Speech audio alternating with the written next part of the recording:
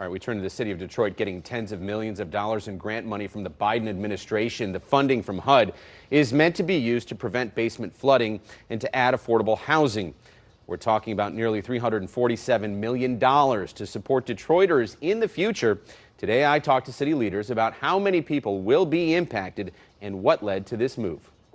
How were you impacted by flooding at your home in Detroit? Lost everything in the basement that was about 2 feet up from the ground. Reflecting on devastating flooding that's impacted homes, including hers, Josie Buendia has been vocal about the need for funding to address disasters. I first met her in August 2023 during severe flooding coverage. Anything that was basically knee level, gone. At the time, I covered what amounted to a nightmare for countless families, unable to cover costs of necessary repairs and property loss. The basements in this city back up, and it is devastating. What type of feedback are you looking for from the citizens? My guess is one of the biggest questions is going to be, where do we start? I've been doing this job for a long time. I have never come bearing such large news. Today I was there as a check was presented to the city of Detroit for $346 million in HUD funding to prevent basement flooding and add affordable housing. This money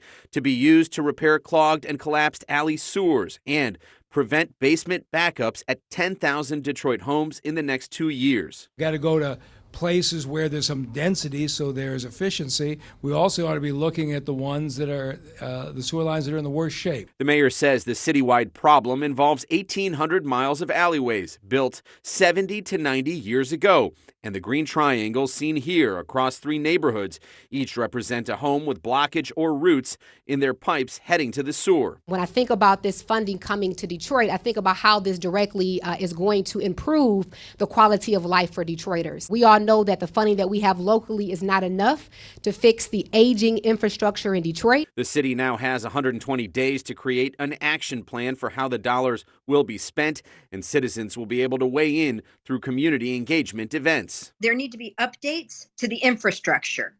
And then if the problems like those tree roots can be mitigated, that would also be tremendous. An estimated 5,000 Detroit homes were impacted back in August 2023, and the work ahead aims to help each homeowner and to create jobs. The program also geared toward minimizing damage from future severe weather events. And I'll be checking back to see how the city implements their plan in the weeks ahead.